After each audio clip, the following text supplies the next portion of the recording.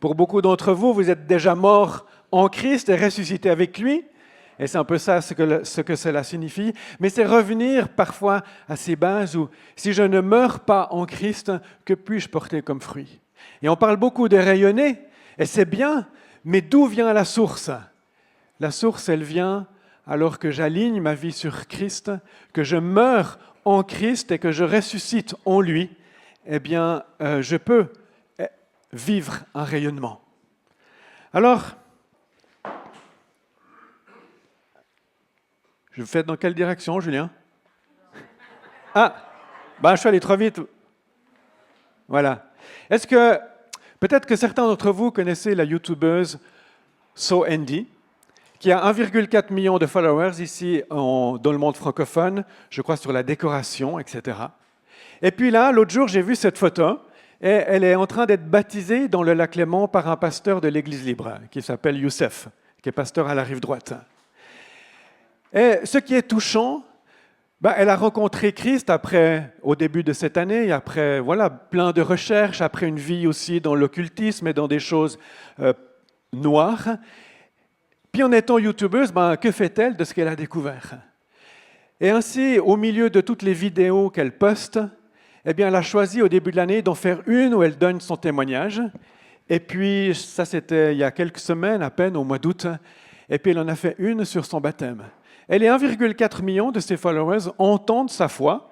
Elle leur dit, si ça vous dérange, attendez la prochaine vidéo sur la décoration, mais j'ai envie de vous raconter ce que j'ai vécu. Et elle dit dans un des articles que j'ai lu, « Je préfère perdre tout ce que j'ai, mais vivre avec Dieu. » Et en tant que youtubeuse, vous imaginez bien, poster tout ce qu'elle a mis, il y a des risques de perdre beaucoup, mais pour elle, c'est plus important d'être cohérente et d'être avec Dieu dans tous les domaines de sa vie, pas seulement dans son salon, mais aussi dans son travail, et de simplement témoigner de ce qu'elle a vécu. De son vrai nom, c'est Nadège Dubrovski. Elle a été donc baptisée il y a, je crois, 2 semaines dans le lac Léman. Pas le lac de Genève, parce que dans le lac de Genève, on ne peut pas se faire baptiser, mais dans le lac Léman, on peut. Eh oui. Et puis, c'est un encouragement, parce que dans 1 mois, prenez rendez-vous pour aller au bord du lac Léman, à Mille, qui est sur le coton de Vaud, et il y aura 4 ou 5 personnes de notre communauté qui vont se faire baptiser. On vous reprécisera l'heure, mais voilà des personnes qui vont passer de la vie à la mort, témoigner de leur attachement à Christ, en s'identifiant à Christ dans la mort, en étant plongé dans l'eau, et en s'identifiant à Christ dans la lumière, dans la résurrection, dans le rayonnement, en ressortant de l'eau. Alors on se réjouit de vivre cela, et ça sera vraiment un grand moment. Ce matin, j'aimerais m'arrêter particulièrement sur ce texte de Jean 12, le verset 24. En vérité, je vous le dis, si le grain de blé tombé en terre ne meurt pas, il reste seul. Mais s'il meurt, il porte beaucoup de fruits. En vérité, je vous le dis, si le grain de blé tombé en terre ne meurt pas, il reste seul. Mais s'il meurt, il porte beaucoup de fruits. Et j'aimerais porter mon attention à quelques instants sur cette phrase clé du ministère de Jésus. Phrase clé parce qu'elle est introduite par en vérité, de manière littérale, c'est Amen, Amen. Et plusieurs fois dans les évangiles, quand Jésus dit ça, ensuite il dit quelque chose d'important par rapport à son ministère ou par rapport à ce qu'il est en train de révéler du Père. Un grain de blé, c'est tout petit, mais c'est rempli de promesses, c'est rempli d'espérance, si on veut bien. On se dit, génial, un grain de blé va produire 1 ou plusieurs épis, donner plus de blé pour faire du pain, par exemple. Il y a une promesse de fertilité, il y a une promesse de nouveauté, de création. Mais le texte nous dit, si le grain de blé tombé en terre ne meurt pas, il reste seul. Alors, il faut tomber dans une bonne terre. Ça, c'est comme une question. Ce n'est pas si simple. Si vous avez fait du jardin, vous savez que ça ne pousse pas automatiquement. Il faut quand même un peu travailler. Mais s'il y a de la bonne terre, il y a cette promesse que le grain va porter du fruit, mais pour cela, il doit mourir.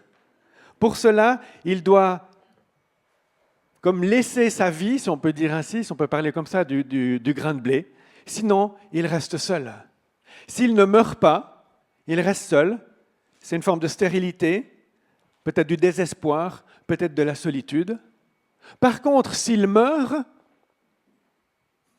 il porte beaucoup de fruits. S'il meurt, c'est comme s'il laisse aller sa vie, et il y a quelque chose ensuite qui se passe dans la terre et qui permet à la graine de pousser et de porter beaucoup de fruits. Et là, il y a de l'abondance, il y a du rayonnement, il y a de la lumière. Je peux mettre toutes sortes de thèmes qui vont avec Jésus. Parce qu'en fait, lorsque Jésus donne ce texte, il est en train d'exposer sa mission. C'est lui qui est ce grain de blé qui est donné sur la terre. Et sur la terre, il meurt et il porte du fruit. Il meurt sur la croix et il porte du fruit par la résurrection, en ouvrant la porte des cieux, en accordant le pardon des péchés, en ouvrant la voie de la vie éternelle, en révélant l'amour du Père. Et donc, en prenant cette parabole, Jésus est en train de dire tout ce qu'il est en train de faire est de vivre. Et je trouve très intéressant, il prend un grain de blé et on comprend que le blé qui pousse avec la farine peut donner du pain. Et Jésus est le pain qui nous est donné pour nous. Il a été brisé pour nous et il nous donne la vie. Et donc avec ce texte, nous sommes là exposés au fait que Jésus lui-même est mort pour rayonner. Et on va voir dans le texte qui entoure ce verset que nous sommes invités à suivre Jésus. Et donc, est-ce qu'on peut le suivre sans mourir? Oui? Non? Question indirecte, mais c'est non, évidemment. Mais c'est difficile. Parce qu'on a tous appris que le grain de blé, il meurt dans la terre, ou quelle que soit la graine, elle a besoin de mourir pour porter du fruit. On l'a tous appris, on le croit quand on voit que ça pousse. Certains en ont appris les détails, d'autres sont contents juste que ça pousse. Mais dans le spirituel ou dans notre humanité, comment est-ce qu'on arrive à vivre cela? Comment est-ce qu'on meurt et que l'on puisse vivre et rayonner pour Christ? Et c'est pour cela qu'on lit la Bible, qu'on se retrouve ensemble pour discuter, pour s'encourager à vivre une vie où c'est un don de soi, une mort à soi-même et une manifestation de la lumière de Christ. Lisons le texte autour de ce verset 24. Il y avait des Grecs parmi ceux qui étaient montés pour adorer pendant la fête. Ils s'adressèrent à Philippe, qui était de Bethsaïda en Galilée, et lui demandèrent « Seigneur, nous voudrions voir Jésus. » Philippe alla le dire à André, puis André et Philippe le dirent à Jésus. Jésus leur répondit, « L'heure où le Fils de l'homme va être élevé dans sa gloire est venue. En vérité, je vous le dis, si le grain de blé tombé en terre ne meurt pas, il reste seul. Mais s'il meurt, il porte beaucoup de fruits. Celui qui aime sa vie la perdra, et celui qui déteste sa vie dans ce monde la conservera pour la vie éternelle. Si quelqu'un me sert, qu'il me suive. Et là où je suis, là aussi sera mon serviteur. Si quelqu'un me sert, mon Père l'honorera. Maintenant, mon âme est troublée. Et que dirais-je? Père, délivre-moi de cette heure? Mais c'est pour cela que je suis venu jusqu'à cette heure. Père, révèle la gloire de ton nom. Une voix vint alors du ciel. J'ai révélé sa gloire et je la révélerai encore. Et je saute quelques versets. Et moi, quand j'aurai été élevé de la terre, j'attirerai tous les hommes à moi. Par ces paroles, il indiquait de quelle mort il allait mourir. Donc Jésus est là, tout proche du moment où il va être arrêté, crucifié sur la croix. Et il enseigne les disciples. Et c'est intéressant de voir qu'il y a des Grecs qui sont par là, en visite. Les Grecs ne font pas partie du peuple juif, mais ils veulent aussi voir Jésus. Et en fait, ils demandent de voir Jésus. Et qu'est-ce que Jésus fait? Il parle à Philippe et André, mais il ne parle pas directement aux Grecs. Il leur dit pas, venez, je suis là, etc. C'est étonnant en fait. Avec cette question des Grecs, Jésus commence à expliquer ce qu'il va être amené à vivre dans les prochaines semaines. Et remarquez que Jésus dit, l'heure où le Fils de l'homme va être élevé dans sa gloire est venue. Dans un des premiers textes de l'évangile de Jean, dans Jean 2, dans le miracle de Cana, il est marqué « Mon heure n'est pas encore venue ». Mais là, on est bien plus loin dans le temps, et Jésus sait que l'heure est venue. Jésus a conscience du chemin qu'il vit sur la terre. Jésus est proche du cœur de son Père, et il l'écoute. Et il savait qu'il y avait un moment où l'heure n'était pas venue, où il ne fallait pas précipiter les choses. Il y avait du temps à vivre avec les disciples, avec les gens sur la terre. Et maintenant, là, il sent que l'heure est venue. Et après, ça le fait même être troublé. Seigneur, il dit, mon Père, est-ce que tu peux me délivrer de cette heure? Parce que cette heure, c'est l'heure de mourir sur la croix. Et Jésus, en tant qu'homme, il y avait des moments, il ressentait tout ce qu'on peut ressentir si on se dit qu'on va mourir. Mais il prie et il parle de son âme troublée à son Père. Et il lui dit, en fait, de manière tout à fait transparente, ce qu'il ressent. Et il dit de manière tout à fait transparente sa foi et son désir de le suivre de tout son cœur, en entier, de rester proche du cœur de son Père. Elle parle de son désir de voir la gloire du Père être révélée.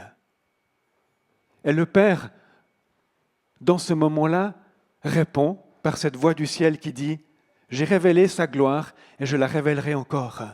Et c'est un encouragement pour Jésus et c'est une parole adressée à tout le monde. Et je disais qu'il n'avait pas répondu directement aux Grecs, mais on pourrait dire que le verset 32, c'est comme une réponse. « Quand j'aurai été élevé de la terre, j'attirerai tous les hommes à moi. » Et pas seulement les Juifs ou seulement les Grecs ou je ne sais pas qui, mais tous les êtres humains, hommes et femmes.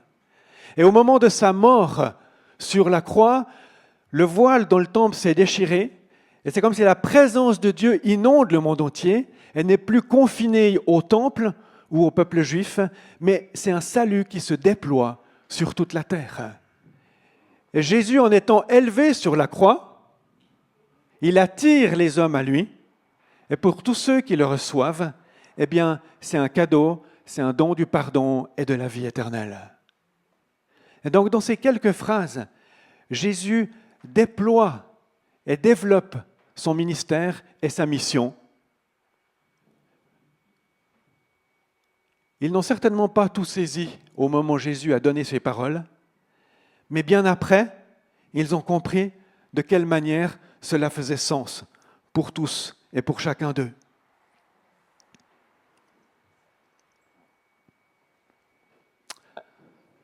Je reprends au verset 24. En vérité, je vous le dis, si le grain de blé tombé en terre ne meurt pas, il reste seul, mais s'il meurt, il porte beaucoup de fruits. Donc ça, c'est aussi un verset par rapport au baptême. Enfin, j'en ai déjà un petit peu parlé.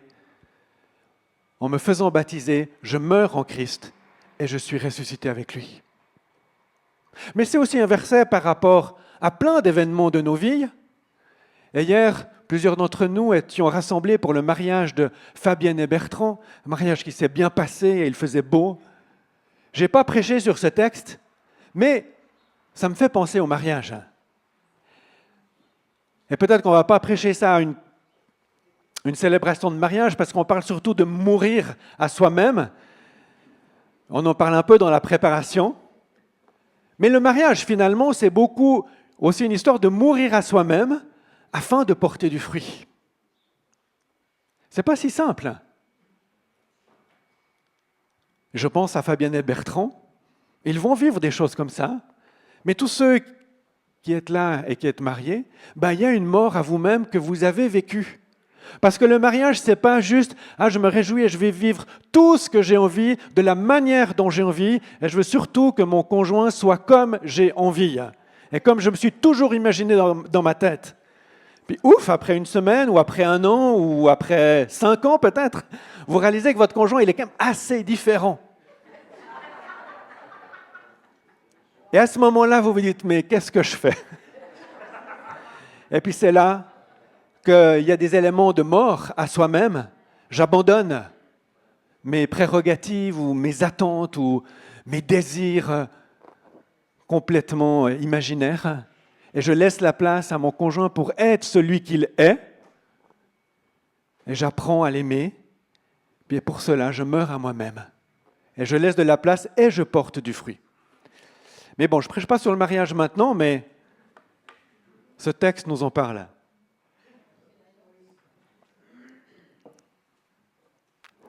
Au verset qui suivent, « Celui qui aime sa vie la perdra, celui qui déteste sa vie dans ce monde la conservera pour la vie éternelle. » Ça me fait penser à l'exemple que j'ai pris avec Soendi, cette youtubeuse qui a choisi de le suivre. Et elle a affirmé qu'elle veut vivre avec Dieu même si elle perd tout. Ben, c'est exactement ça que nous sommes appelés à vivre. Si quelqu'un me sert, qu'il me suive, et là où je suis, là aussi sera mon serviteur. Jésus trace un chemin. Est-ce que nous entrons sur ce chemin? Jésus trace un chemin pour toi, pour moi. Suivons-le. Laissons derrière ce qui nous entrave et suivons-le de manière radicale. Jésus est très radical ici. Il dit, c'est comme ça. Mort, résurrection. Graine qui tombe dans la terre, si elle ne meurt pas, elle reste seule. Si je reste avec mon envie de ne pas suivre Jésus, je risque de me retrouver dans la terre tout seul, dans le désespoir, dans une forme de solitude dans tous les sens du terme. Mais si j'accepte de mourir à moi-même, eh bien je vais pouvoir porter du fruit dans plein de domaines différents de la vie. Jésus dit en fait, il n'y a pas de rayonnement sans mort. Il n'y a pas de rayonnement si je continue à vivre dans le péché.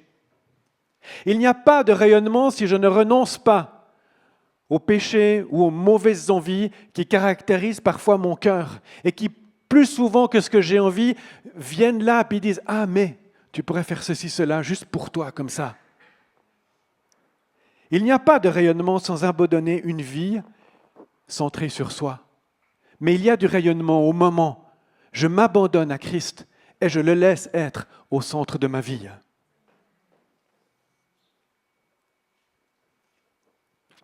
Mort à soi-même, ou comme nous l'avons chanté, je te donne tout.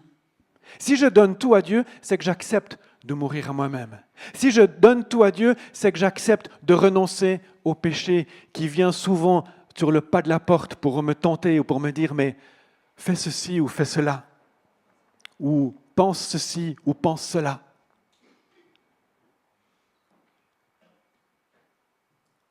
Jésus nous invite à perdre notre vie pour le suivre. Jésus nous invite à perdre notre vie pour suivre un autre. Pas suivre les inclinations de mon cœur, mais pour suivre celles de Jésus. Et pour m'approcher de lui, de Dieu. Et comme Jésus l'a fait en toute transparence, Jésus, là, dans ce moment, il est troublé. Il aurait envie de faire autrement. Il aurait envie de s'éloigner du chemin que Dieu lui a donné. Et il sent la tentation. Et il y résiste. Il ne va pas dans la tentation, il met son veto, si on veut bien, mais il en parle à Jésus. Est-ce que vous arrivez à parler à Jésus lorsque votre âme est troublée parce que vous avez envie de faire quelque chose que vous savez n'est pas juste ou n'est pas approprié ou pas adroit par rapport à qui vous êtes, par rapport aux valeurs, par rapport à Dieu? Mais vous sentez que c'est là et puis c'est des fois un peu fort et vous êtes troublé. Parlez à Jésus, parlez au Père et dites-lui, délivre-moi, aide-moi à faire ta volonté. Jésus est très radical et il nous montre le chemin et lui-même a résisté. Comment est-ce que tu vas briller dans ta vie, dans ta famille, dans ton cycle, dans ton collège? Comment est-ce que tu vas briller sur la route, dans le quartier, dans la relation avec ton conjoint, dans la relation avec tes parents, avec les gens que tu croises? Et on sait que ce n'est pas facile. Mais Dieu nous appelle à mourir à nous-mêmes. Dieu nous appelle, Jésus nous appelle à ce que notre grain qui est tombé en terre meure pour pousser. Et cela est identifié par l'image, par le baptême et par l'image que cela représente. Mais après, dans la suite de la vie avec Jésus, il y a encore combien de fois on doit comme répéter dans notre cœur ce mouvement de mourir à soi-même pour rayonner pour Christ.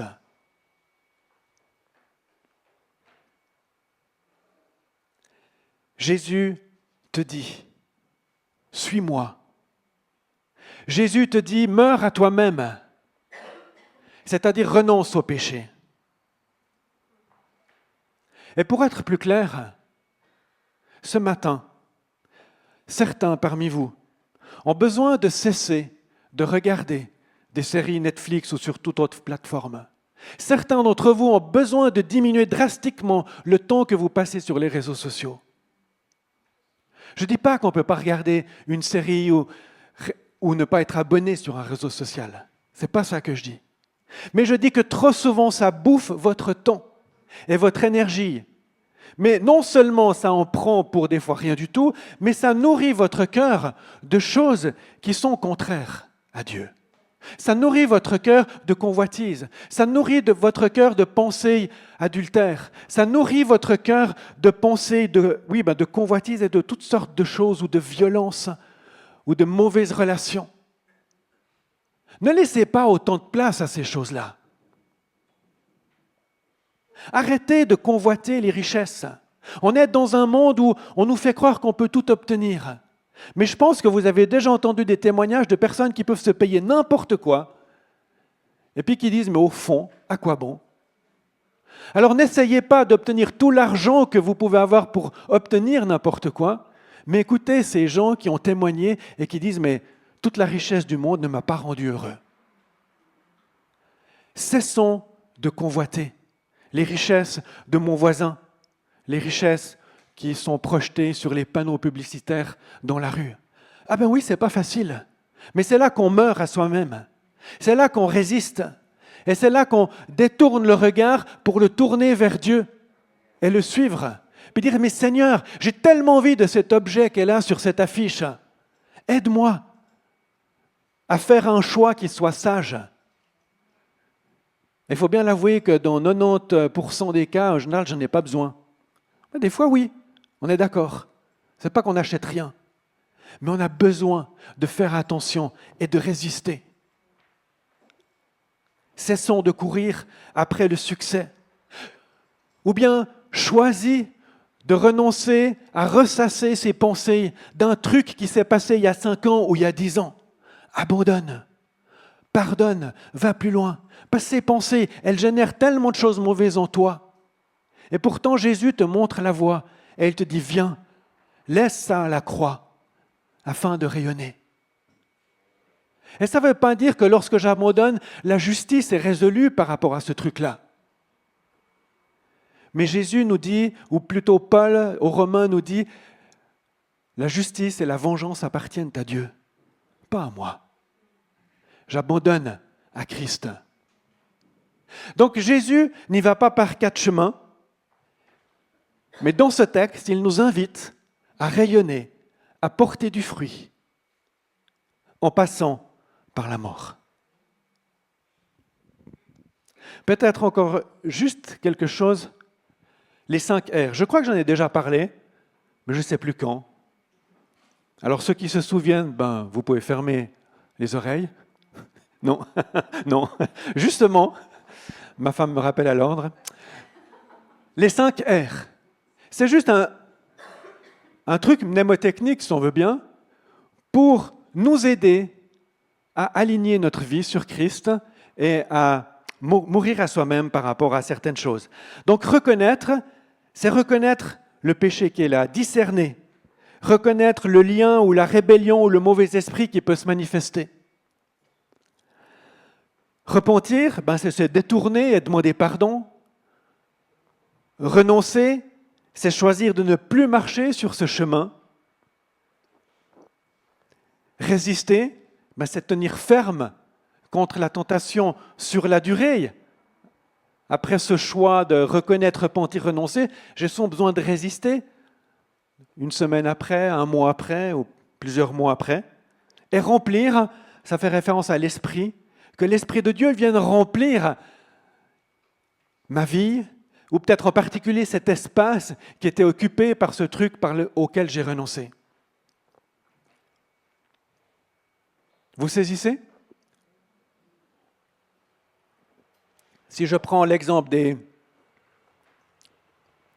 plateformes de séries, c'est reconnaître, par exemple, que ça me prend beaucoup trop de temps et que chaque soir, quand je rentre, je veux voir la prochaine série, le prochain épisode, et puis que finalement, ça nourrit mon imaginaire de choses qui sont plus néfastes que bonnes. Se repentir, c'est se détourner et demander pardon pour tout le temps que j'ai perdu ou pour toutes les mauvaises pensées qui m'ont habité à la suite de cela. Renoncer, c'est me désabonner de Netflix ou d'autres choses et choisir de marcher sur le chemin du renoncement, si on veut bien. Résister, c'est tenir ferme quand un mois plus tard, la plateforme me dit « vous étiez un bon client, vous faites mi-prix pour les 3 mois qui viennent ». Et remplir, c'est demander à Jésus que par son esprit, il me remplisse et il m'aide à choisir mieux. Et que ce temps-là, que je passe moins devant l'écran, puisse être porté du fruit d'une manière qui honore Dieu, qui honore le royaume. Alors voilà, j'ai pris juste un exemple, on peut l'adapter à plein d'exemples. On peut prendre cela par rapport aux liens qui parfois sont dans nos vies auxquels on doit résister et couper. On peut prendre cela par un mauvais esprit qu'on reconnaît et qu'on chasse et auquel on renonce, etc. On peut l'appliquer dans plusieurs domaines, si vous voulez bien. Jésus n'y va pas par 4 chemins. Il nous invite à laisser notre cœur être illuminé par sa vie. Et lorsque je meurs à moi-même et que j'invite l'Esprit de Dieu, Jésus dans mon cœur, une lumière qui se forme. Et cette lumière, elle a la forme d'un cœur, elle a la forme de l'amour de Dieu, du Père. Cette lumière vient jusque dans les tréfonds de mon être. Mais comme on le comprend tous, c'est un chemin. C'est une progression. Et Jésus est là pour vivre avec nous et pour avancer avec nous sur ce chemin.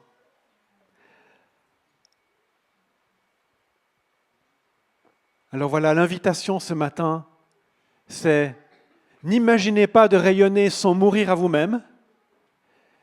Et la promesse, c'est en mourant à vous-même, en Christ, vous allez porter du fruit.